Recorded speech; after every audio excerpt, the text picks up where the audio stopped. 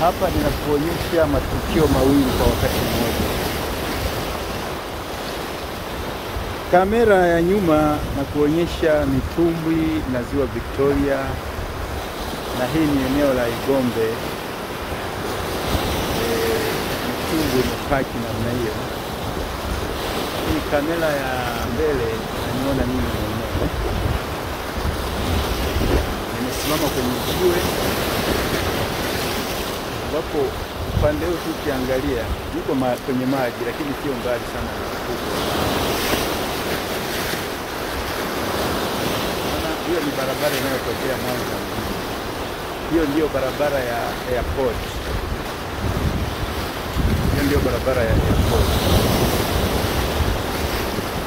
Hiyo ni barabara ya airport ambayo imepita, imezunguka mlima, inaenda mpaka Embe kubwa.